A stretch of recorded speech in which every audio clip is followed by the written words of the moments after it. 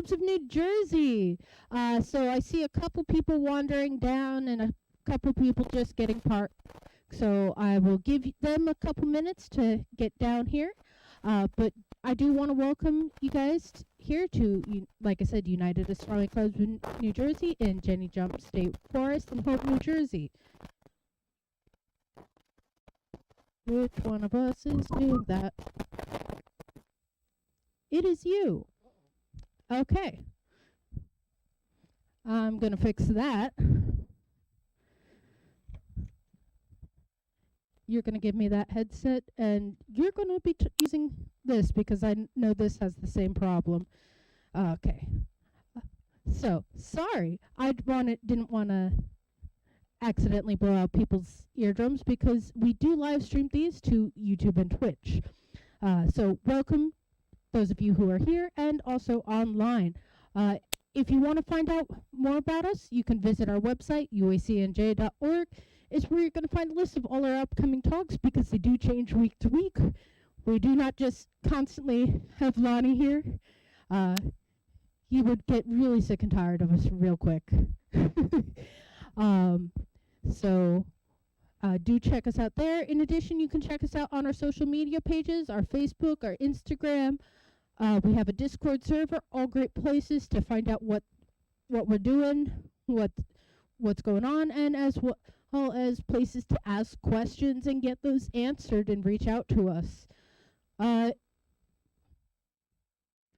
So it looks like we're almost all down here and settled. Come on, we're about to start.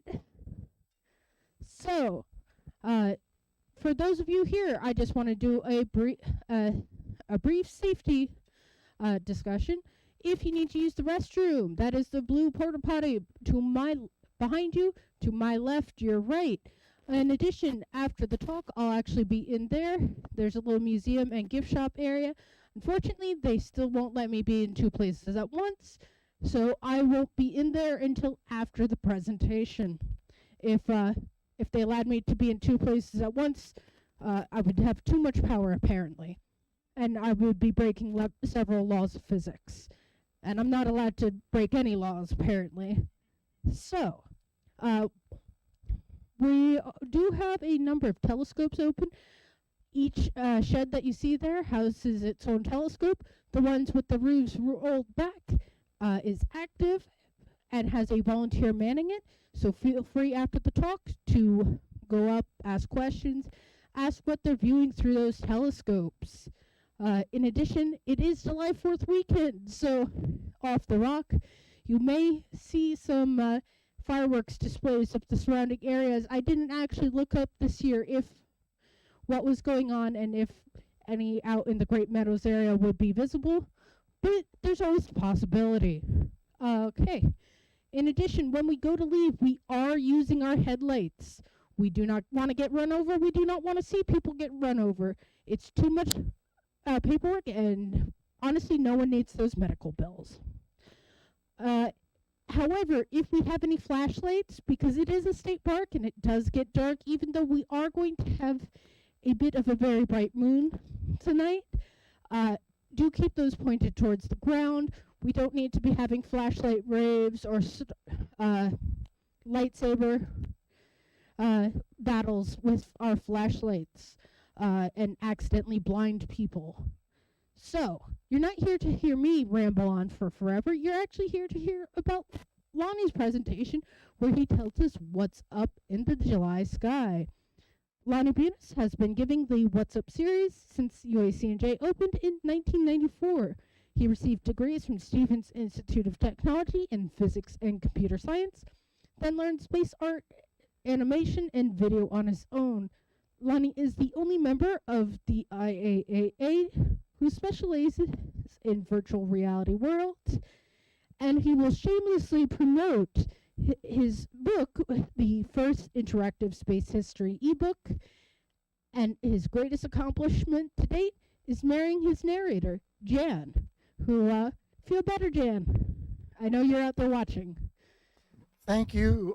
Very good. Thank you, Kim. And these presentations wouldn't be possible without the help of Kim and all the amateur astronomers you see here, running everything with volunteer labor.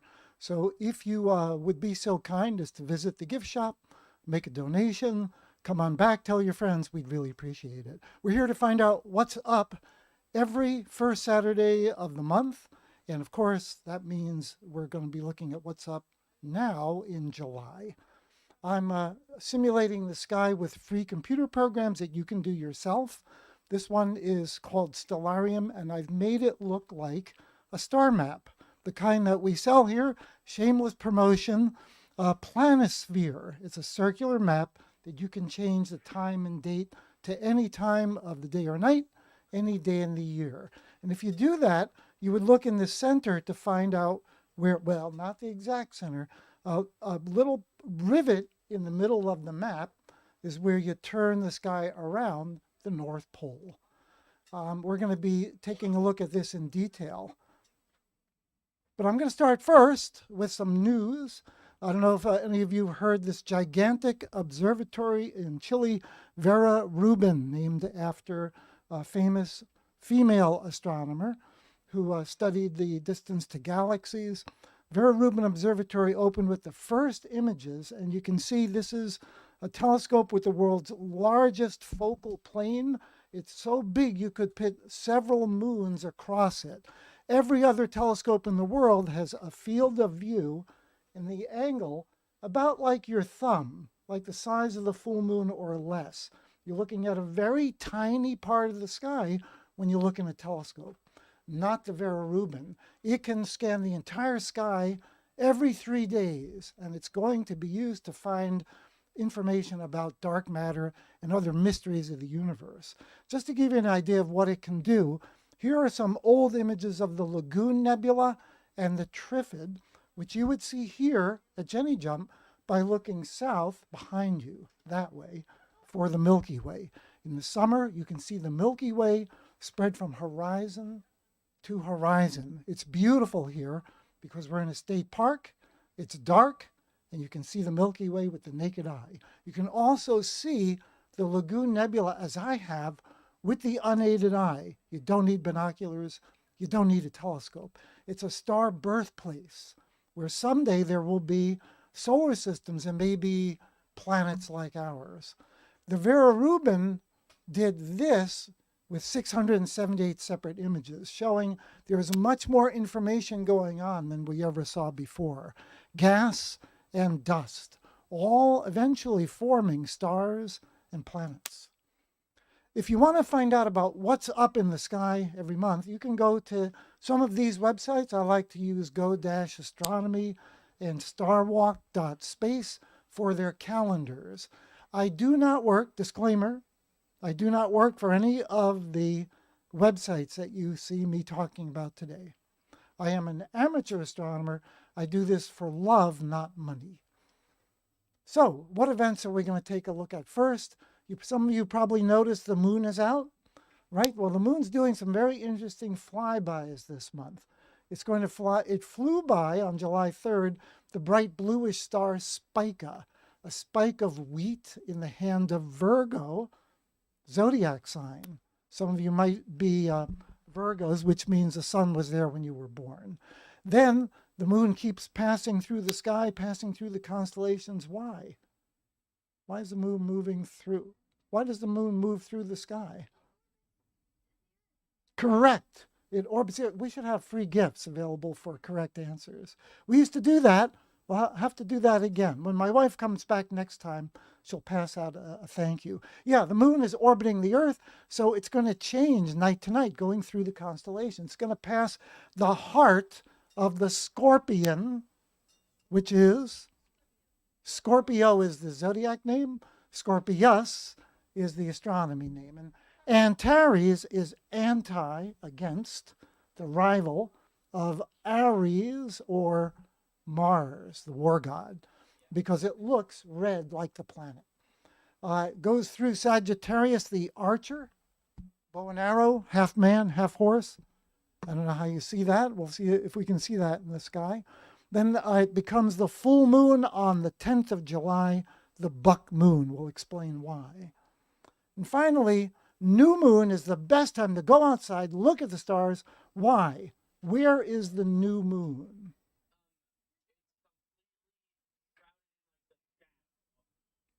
No, not exactly. The moon does cast a shadow on Earth once in a while. That's an eclipse. Goes into the Earth's shadow. That's a different kind of it. It's actually the moon. If you want to find the new moon, it's in the daytime. It's near the sun. So where's the light coming from? It's lighting up the side of the moon we don't see. So it's a great time to look at faint objects. End of the month, go out, look for nebulas like the lagoon, look for star clusters. We're going to look at those in detail. If you want to find out more about the moon, go to Moon Giant. Again, I don't work for them, but I like the website. It shows you the current phase. This is between a quarter phase and full, and it's called, has no relation to monkeys or apes. It's called the gibbous moon, not the gibbon moon. Not gibbon, gibbous, right? So when it looks like that, gibbous moon. It's also growing bigger and bigger, so it's not waning, it's waxing. Very good.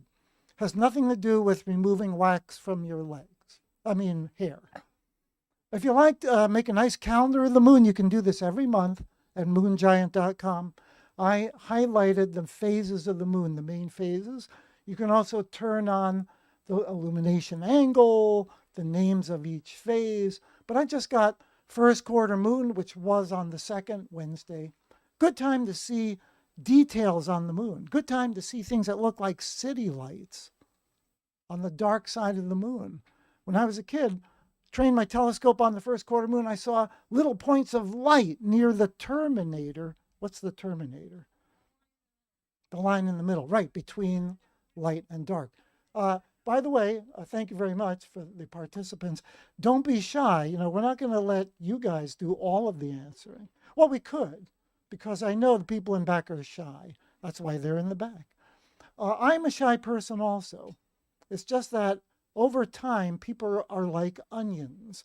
According to the poet Andrei Codrescu, people are like onions. They grow and they add layers and layers. But eventually, you know, even though you might look like you're not shy, like me, right down there in the core, there's still a shy person. Um, what was that? That's right. So the full moon is a lousy time to see anything except planets or bright stars. And that happens on the 10th. Middle of the month, towards just past the middle 18th, the last quarter moon, go in the south at 5 in the morning, and the waning moon, the last quarter, is visible. Again, good time to see details as the sunlight rakes over the craters on the moon. And the end of the month, great time to see faint objects. Every month, the moon has a poetic, the full moon has a poetic name. This one is the full buck moon, named after the deer with the antlers. But there are other names also. There's a lot of information about moon phases at moongiant.com. At the Farmer's Almanac and Moon Giant, I found alternate names for the full moon besides the buck moon, and these come from Native American tribes. So some of my favorites are the long ones, like when the chokeberries are black moon. When the chokeberries are black, moon. What kind of moon? When the chokeberries are black. Or how do you like, how about short ones? The wort. Wort. Celtic word. Wort yard is an herbal garden. So it could be a wort, herb moon, or mead moon, right? Or the limbs are broken by fruit moon. Pick your favorite. Go, go to Moon Giant, see what favorite name you like. One of the previous months, I found 21 names for the full moon. All right, so we've seen some lunar events. We're going to take a look at those a little bit more in detail. What about planets?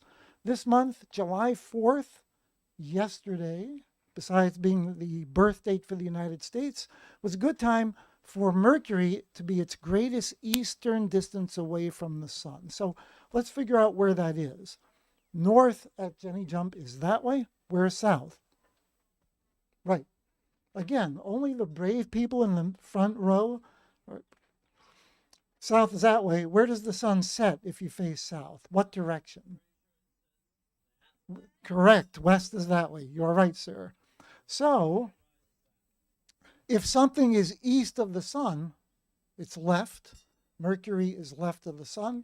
Best time to see Mercury is now, tonight. In fact, when I finish talking, it's going to look like this. It's going to be right by one of these wires here. And this is an actual simulation of Jenny Jump of UACNJ, where we are right now. And you would look for the planet Mars and a sickle shape and a triangle for a famous animal that's a sign of the zodiac with a powerful mane, M-A-N-E.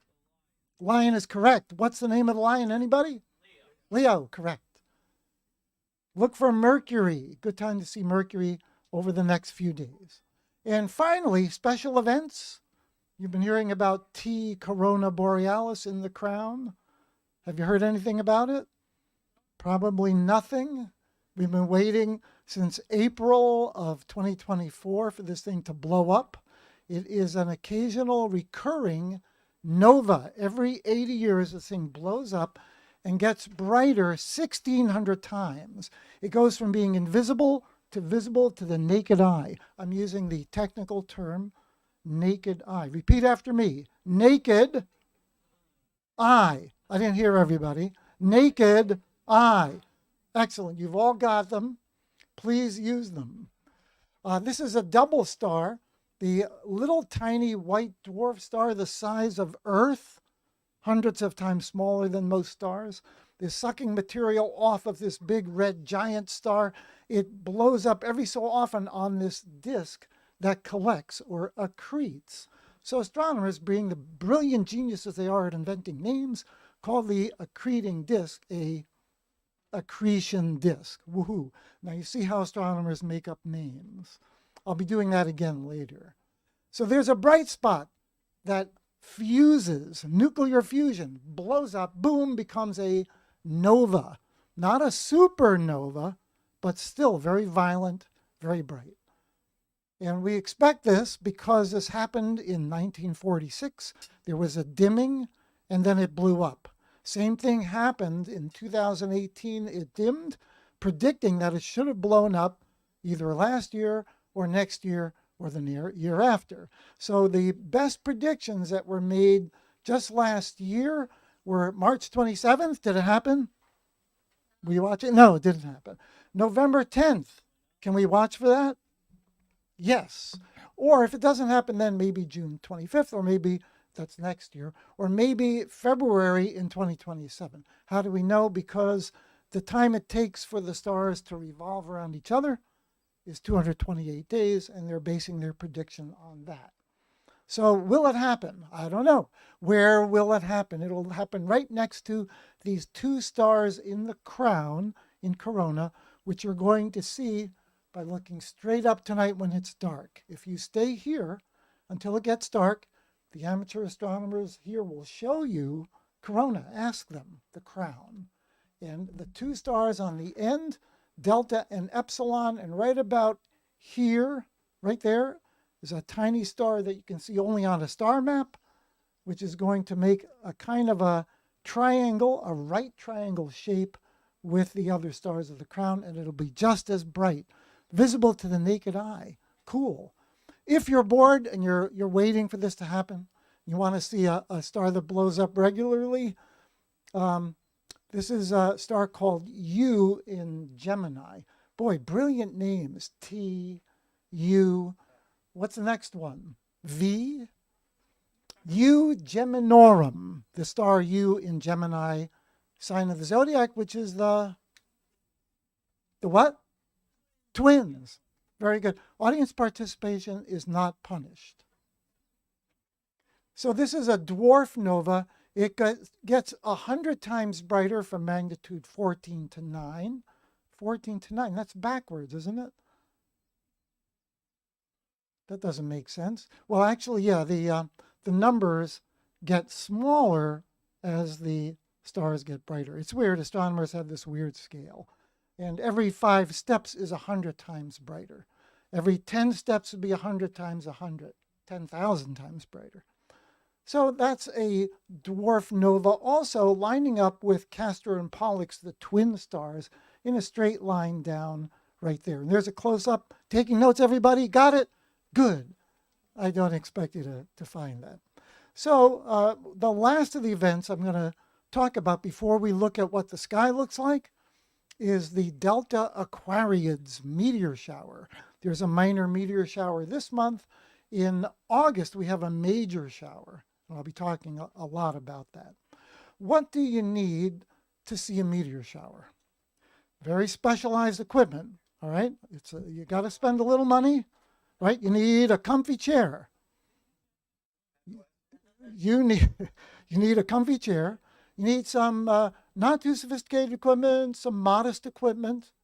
36-inch refractor would be nice, weighing several tons. Am I making this up? Yes. Yeah. But you do want to watch out for these.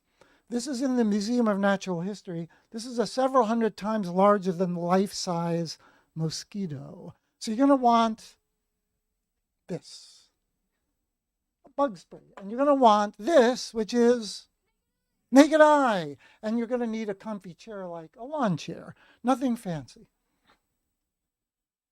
Where should I look between July 12th and August 23rd, peaking on the night of July 30th? It's like a bell curve. The Earth is passing through a debris trail from an old comet. It's a parallel track, but the meteor is spread out in all directions. Why? Well, it's kind of like those annoying barrier marks, the line marks on the Garden State Parkway, which I think are too close together, darn it. They meet in the distance, right? No. Do they? Do they meet? They never meet. They looks like they meet. That's parallel lines. So it's perspective, right? They don't. And the same with the meteors. They come out in all directions, but they're coming from one place. And they are probably the debris from comet Mach-Holtz, but we're not sure. 96P Mach-Holtz. This is still an uncertain source. We know pretty much the origin of all other meteor showers, but not this one. 16 per hour at the zenith. What's the zenith? That's the nadir. Straight down, look at your feet. Straight up, zenith, right? That's the clearest part of the sky. You're looking through only about 5 miles of the thickest part of Earth's atmosphere. All right, so there's comet Mach-Holtz, 96P Mach-Holtz. So let's look at the sky at a specific time every night. 9:15. Why did I pick 9:15? Why didn't I pick 9:30? I picked 9:15 because some of us have to go to bed early, and the sky is just getting dark about 9:15, and I pick the middle of each month when I do this. So first, I want to look, and now I've reversed the sky for the people in the back so they can see things. I've made it negative, and I want to look for the Big Dipper, the Little Dipper, the Dragon, and the House, which is not really the house, that's the King Cepheus. The Queen Cassiopeia looks like a letter W, but she's mostly in the trees this month. These 5 constellations, Big Bear, Little Bear, Dragon, King, Queen, never rise and never set. Never rise and never set. But you can see them. That would mean you can see them all day long. If you have the right equipment. Well, right, you can't see them in the daytime because the nearest star blocks them. But at night, they just spin around the North Star. And if you want to find the North Star, find the Big Dipper, which is not a constellation. It's not one of the official 88 constellations. Any piano players in the audience? Piano players, keyboard artists? How many keys on a piano? Yeah, right, same number. This is just a piece of the Great Bear. It's an asterism, star-ism pattern, star pattern. So find the Big Dipper's pointers, go 5 times their distance apart, about 5 degrees between the 2 pointers, Merak and Dubhe. Hold your fist out at arm's length. And this, amazingly, this works no matter how short or tall you are. Like that. That's about 5 degrees. Go 5 times that distance from Merak and Dubhe. 1, 2, 3, 4, 5, and you'll hit the North Star. and then you know where north is. And if you know where north is, then where's south? Opposite direction. Then you know your directions. You know where west is. You know where east is. Very cool. Those are the circumpolar constellations. If you look in the west at 9:15 tonight, you will see the planet Mercury amongst the wires here, near the planet Mars, Leo the lion, if it's not cloudy. I don't know. This is from the concrete pad right over that way to the left of the cars. So I want you all to go and cluster together, tight as you can on the concrete pad, right? No, you don't have to agree with everything I say. Just testing. But anywhere here, anywhere in that area, look that way toward the west. I'm sorry, that way toward the west. I'm throwing you off, aren't I? West. If I face south, I'm going to see the main signs, constellations of summer. And this is the best time to see two constellations that are very difficult any other time of the year. The Scorpion, which is called Scorpius. Scorpio is the astrology name, Scorpius, with the stinger, with the bright red heart star, Antares here. I'll put a little red dot. Looks like the planet Mars. The teapot next to it is Sagittarius, half man, half horse. Looks just like it, right? To me, it looks like a teapot. Over the years, amateur astronomers have been calling it the teapot, so most astronomers now call it the teapot. Yeah. If you follow the steam rising out of the spout, see the steam, dark? In the real sky, it's light. That's the Milky Way. The center of the galaxy is right about there, where there is a massive, multi-million stellar mass black hole sucking down stars and gas and planets and anything in its way. Can you see it? No, why? It's black. Black hole. It's invisible. It eats all light. Everything falls into it, and that's that. But you can see the origin point. You can also see a little fuzzy cloud above that, and that would be a star birthplace, the Lagoon Nebula.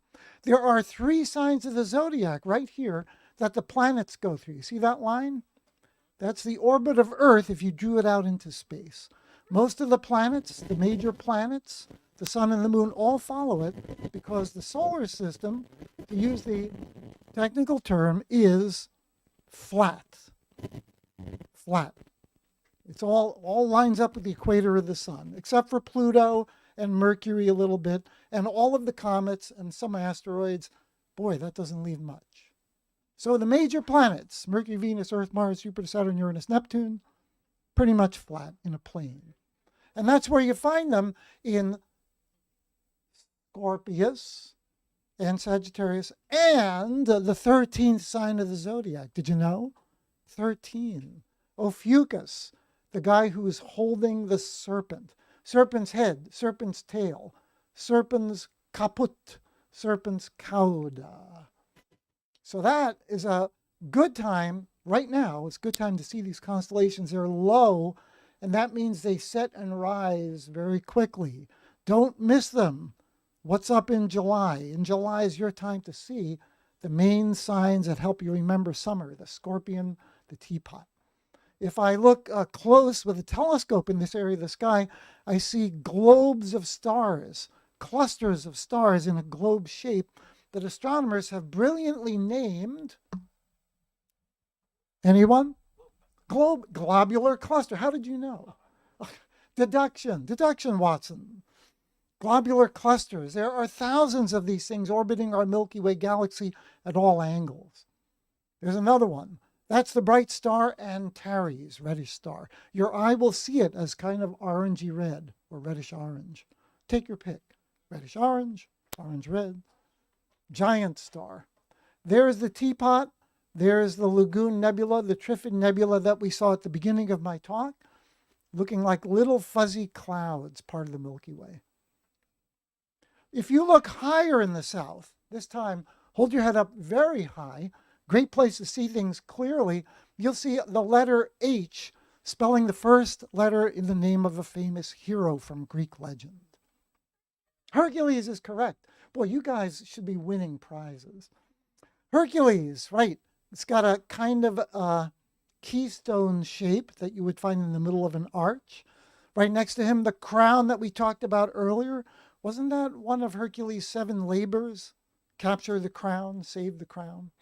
To find this, you could use the Big Dipper again. You could follow the handle of the Big Dipper, which arcs in an arc. Yep, exactly right, sir. Thank you. Arc to Arcturus, bright orange star, 4th brightest in the sky. Speed to Spica in Virgo, bluish star. Your eye is a spectroscope. It breaks up the light into colors. Orange Arcturus, blue Spica, temperature difference. Blue is hot, orange is not. Ooh, that rhymes. What about the sun? The sun is yellow. What's that? Hot, cool, boring. The sun is, as we say in astronomy, boring. It's an average type temperature star. It's only about 10,000 degrees Celsius. That's nothing. New Jersey in the summer, much worse, much worse. So you want to arc to Arcturus for Boötes the herdsman. Looks just like a herdsman, right? And then go to the left east, crown east, Hercules. Look closer in Hercules, you see a little fuzzy cloud in the keystone, about 1/3 of the way down from the top right star. A little bit closer in binoculars, it looks like a little cloud. In a small telescope, it's got a few stars that you can see. In larger telescopes, it's got hundreds of stars. In the Hubble Space Telescope, it's got thousands, and it actually totals 500,000, 500,000 stars. I did not put a picture this time from the Hubble, but it's amazing. If you lived on a planet orbiting one of those stars, your sky would be just like a New Jersey night. It would be all street lights. It would be worse than New Jersey. It would be all street lights. The stars are so close you can travel to them at the speed of light in months instead of years. That's M13, M number 13 in Messier's catalog, the great cluster in Hercules. To end my talk about what's up in the sky, I'm going to end. I've been going from west to south to up, and now I'm going left to east. That's my strategy, and we'll review that. Over to east, where the new stars are rising, the stars that you'll hear in What's Up in the what sky? August, very good. August sky. We're going to look for 3 bright stars in 3 separate constellations in a triangle shape. So brilliant astronomers have named it the summer.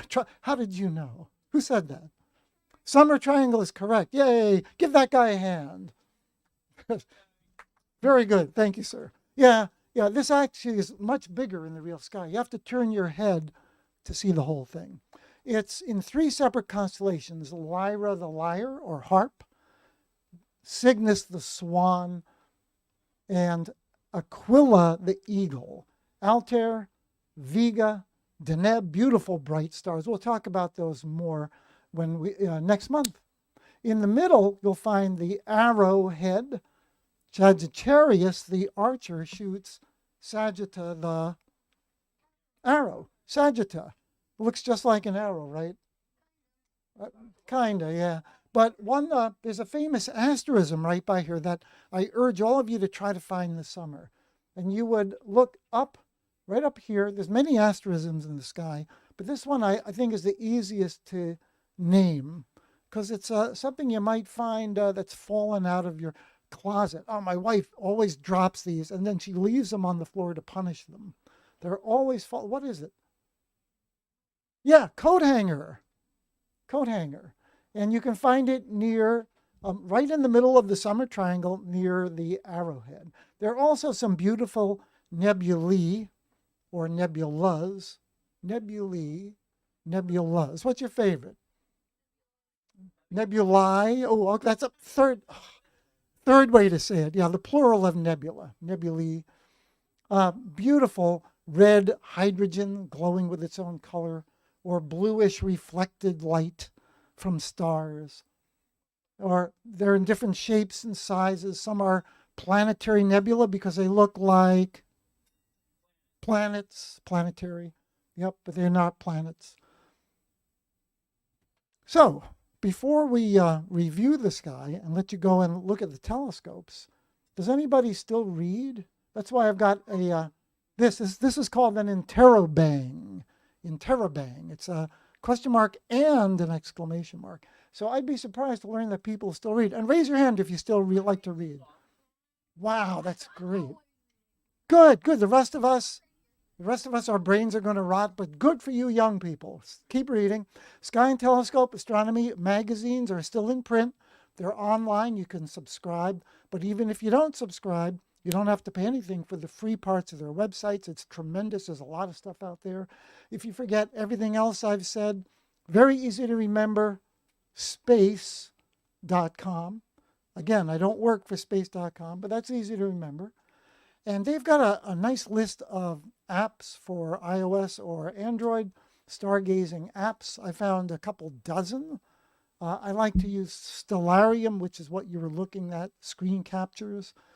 You can run it on their website at Stellarium-web with their supercomputers. That's what generated this map, which is set for 9:15 on the 15th of the month.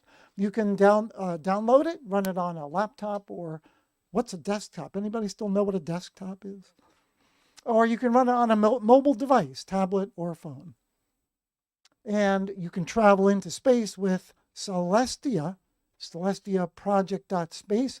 This is at 9 p.m. This is exactly what Saturn, the planet Saturn, would look like from its moon Iapetus, a walnut-shaped moon with a weird high ridge going down the equator.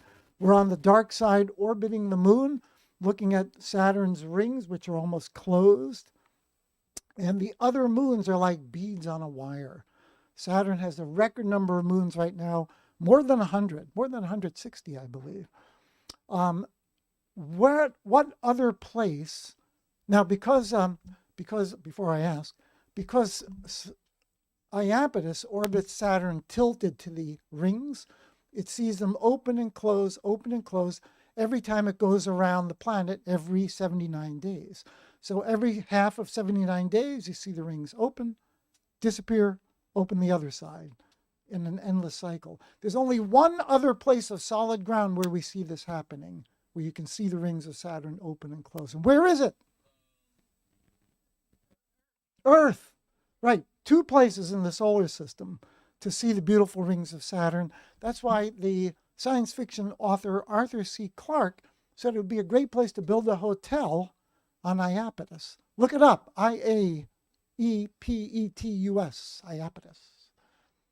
You can do that. You can fly to Iapetus. You can fly to anywhere in the solar system. You can see what it looks like when the Earth eclipses the sun from the moon, on the moon. You can stand there. You can travel to the farthest reaches of the solar system. You can even leave the galaxy in Celestia.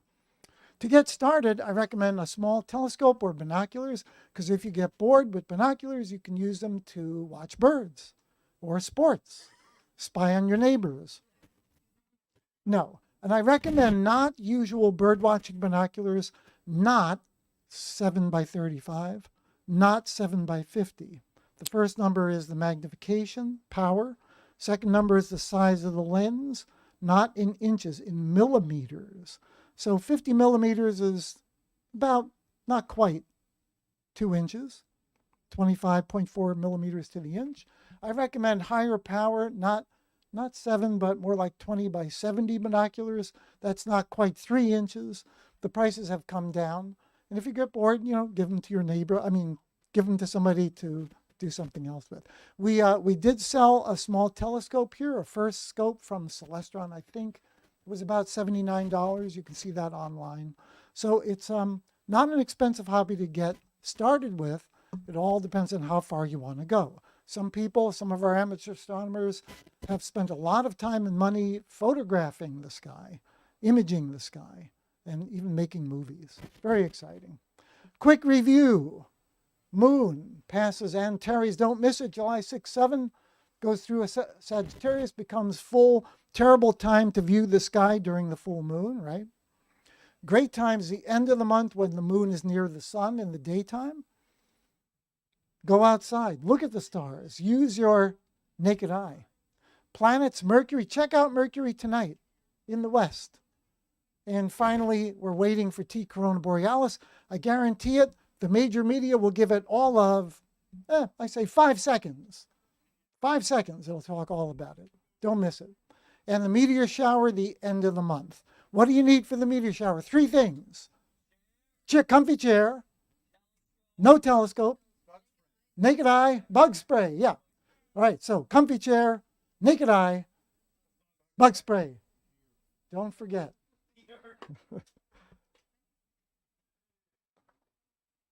A reminder, Moon Giant gives you all information about the moon, the current phase, when the other phases happen. You can find us everywhere, UACNJ, on Patreon, on Discord, on YouTube. And I want to thank you very much for being such a good audience. Thank you. All right, let's try this again. That is off. You could probably just hold it like a mic. Let's not speak into 2 mics at once. I don't need to really confuse things. But thank you, everyone who is here and online. So we're going to be having a question and answer session. How that's going to work is you guys out here who are here, you're going to raise your hand and wave it about like you just don't care, and keep your hand up until I get there with the mic so you can ask your questions. And we ask that you say your questions into the mic, because chances are if you have that question, someone else might have that question as well, but not be quite brave enough to ask it themselves. So we do ask you, like I said, you speak your questions into the mic. Online people, you can have it easy. You just get to type your questions and then I ask them for you. So I'm going to start out tonight. Lonny, did you know your wife's student Joe graduated last week? So congrats. Oh, congratulations, Joe, and thanks for checking in on us. Appreciate it. Yeah, he was watching, and I was talking with your wife in the chat. So anyhow, any questions out here? Wow, not even the crickets today. You guys are all experts on the sky now. Yeah, like I said, if your hand's not up pretty far, I can't really see you. How long, theoretically, would it take you to fly in a ship to the North Star? Let's see. Now, I forget the exact distance. It's on the order of a few hundred light years. So if your ship could do close to the speed of light, which is a very difficult thing, it would take hundreds of years to get there. But if you could go to 0.999 of the speed of light, you would age only perhaps a few years because of relativity, Einstein's relativity. On board the ship, your time would seem to pass normally, but you would only age years rather than centuries. Also, factors that may change your time, what technology you're using to travel, whether you can hit any other things that you can gravity boost off of in the path, because I think was it Voyager or Viking that they used a gravity loop around, I think, Jupiter, to get it out farther. So, there's a lot of things that can affect the travel. All right, and we got another question here. It's already on. What gets you most excited to see in the sky any time of the year? What gets me most excited to see in the sky any time of year? The Milky Way, because it's been a long time since I've seen the Milky Way. Every time I come up here, it's been cloudy or rainy. So I'm waiting for one of those clear nights. I think seeing the nova, T Corona Borealis, would be thrilling. But my favorite objects are planets, worlds. That's why I make three-dimensional worlds on my website. Shameless advertising, astronomyinmotion.com if you'd like to reach me. You can find my contact information. Astronomy in Motion.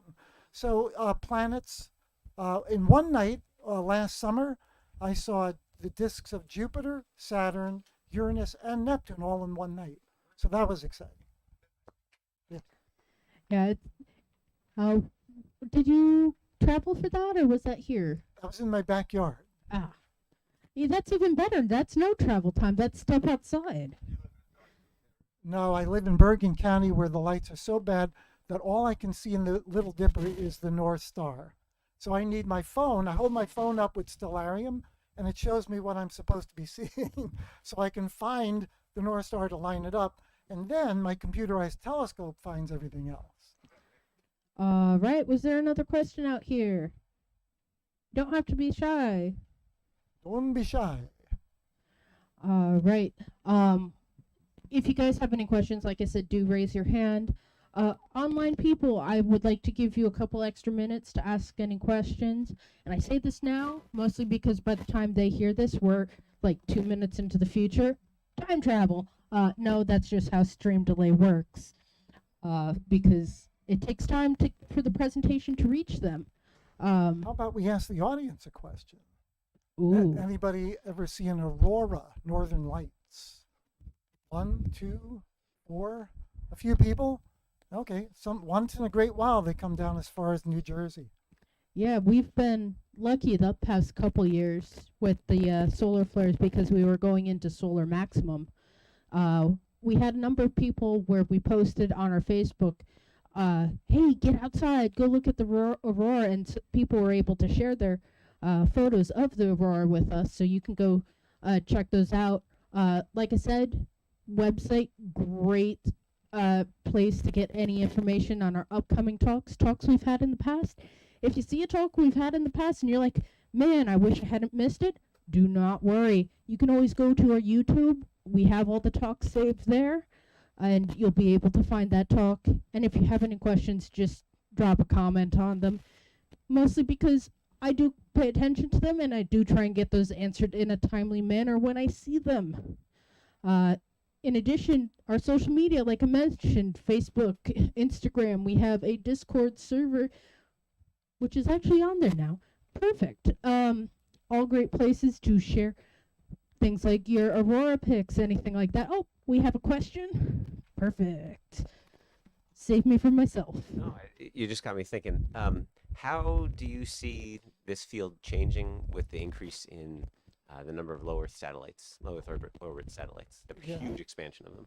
Yeah, in case you didn't hear that, how is astronomy changing with the so-called satellite constellations that are going up? That is, astronomers are expressing a concern because observatories like the Vera Rubin capture such faint light with long exposures that's going to make a significant contribution. They are trying to make those satellites darker, reflect less light. They're using various techniques, but I think astronomers are going to be finding it more difficult, taking faster exposures, maybe finding ways around. That we're going to be relying more on space telescopes, I think, to get us our information. But it's still less expensive to put the telescopes on Earth with adaptive optics that deform the mirrors to counter the Earth's atmosphere interfering. So I think my general, I don't want to be negative, but I see difficulties coming. And maybe we'll find a technological solution. Or maybe the idea is just to put all the telescopes in space. Yeah. Good question. Our astrophotographers here, if you ever ask them about the constellations, they will talk your ear off about how it makes getting the nice images here on Earth very difficult. Yeah. To the point where some of them now I believe, have gone out and gone, and this picture is just going to be all the different satellite trails. Oh, yeah, and if you'd like to see an example, you can do it yourself on your own laptop. If you download and install Stellarium and just let it run in real time, every time you look at a dark sky, you will see Starlink satellites going through. You can click on them, it'll identify which one. I did recently, number 4395, That's a big number moth. 7862, and it knows the orbit, it knows when, you know exactly when you can find them. And you can also locate the ISS, the International Space Station. So yeah, it's going to affect astronomy. Question. Oh, perfect. I just want to put one more thought. It is also going to affect our ability to get things into space because it does affect windows of clear that they have to launch through. Because you don't want to be going up and hit the ISS or any number of other communication satellite when you're passing through. So we had a question from this young lady. Say it nice and loud. How did the Big Dipper get that name? Oh, that's a good question. How did what get the How name? did the Big Dipper get its name? Oh, yeah, the Big Dipper has different names in different parts of the world. In England, they call it the plow because I guess they think of the bowl part as a blade that goes in the earth to snow plow. Yeah, it does look like the old plows where you have the blade that goes into the earth to till it, and then you have the handles back there. So I believe that dipper goes back to probably before the 17th century, or quite a while, a long time ago. So And- it's from the shape. And the little dipper sometimes looks like it's pouring water. It depends on what time you look at it. It's a good question. All right. And I see a question all the way back there. Will the sun ever stop functioning? Yes. Will the sun ever stop functioning? Yep. Tomorrow, about 8:15. No. And Oh, we'll know sorry. 8 minutes later. Just kidding. The sun is running by the process of nuclear fusion, and for it to run out of all of its hydrogen, going to helium, to heavier and heavier elements, finally to iron, it won't be able to hold itself up from gravity anymore in about 5 billion years, 5,000 million years. What's going to happen is it will expand temporarily, swallowing up, burning up the inner planets, Mercury, Venus, Earth, Mars. Maybe it'll cause some of the moons of Jupiter to become livable. We don't know. I'm not going to be around that long, so I can't answer you accurately. But we do know, we can tell from the way nuclear reactions occur how long it takes. You can actually see, now you can actually see stars forming. You can watch planets form. So we have a lot more information than when I was growing up back, in the Cretaceous era when Tyrannosaurus ruled. Yeah, so the answer is about 5 billion more years. So we won't be around, but our ancestors will have to figure that out. Maybe travel to a different star. Maybe they won't need to live around a star. Who knows? Good question. All right. Oh, we got another one out here. This is actually 2 questions. 1. How often does a supernova occur? Okay, you want to answer one at a time? Depends. Let's see. Within our galaxy, there's one. I'm not 100% sure. It's there should be one visible every few years in different galaxies, but in our own, we may be overdue for Betelgeuse to go supernova, the bright star in Orion the Hunter. So I would say on the order of thousands of years. But if you look over many galaxies, you can always find one. We've got looks like a dragonfly. Good Yeah, question. there was a And big what was your second Swamp that hit question? my head. You technically already answered it, but the second one was, are supernovas visible from Earth? Oh, yes. Yes, certainly they are. In fact, one in the year 1054 was so bright, it was brighter than Venus, and they think maybe brighter than the moon. And the Anasazi Indians, I believe, in America, in New Mexico, left a handprint next to a diagram of where the supernova was in the sky, and it's accurate. That was the supernova. So bright it was visible in the daytime for days. That was in 1054 AD. What's left now is the Crab Nebula. It's famous nebula in Taurus the Bull, winter. So when you guys come back, if you come back in what's up in December, not here, we'll be doing that virtually, then we'll talk about the Crab Nebula. Right. So we're going to wrap this up. So one more question. Does anyone have... Was that a hand raise, or we're catching lightning bugs? No, we're catching lightning bugs. Oh. They're fun. But I want to thank you all. Actually, we do have one online question. How is New Jersey this evening? We're in a state park. It's very buggy. Despite practically bathing in bug spray earlier, they still find me delicious. They're just like, ooh, she's spicy. Like a hot wing, apparently. So, we're doing great. It looks like we'll probably get some stars once it gets a little bit darker. There's some light haze. Like I said, just a reminder, if you need to use the restroom, that is the porta potty in the back. To my left, your right, it is illuminated by red. I also have a little museum area with things like a meteorite display that you can check out, and a gift shop, which I will be manning after we go offline. Each of those sheds, the ones that have their roofs rolled off, that is where you'll find an active telescope. We have a volunteer manning it. Feel free to ask them what they're looking at, as well as other questions you might have. Like I said before, it is going to get dark even with the moon. Do use your headlights so we don't accidentally run people over. And people, if you wander around with lights, do try and keep those pointed towards the ground.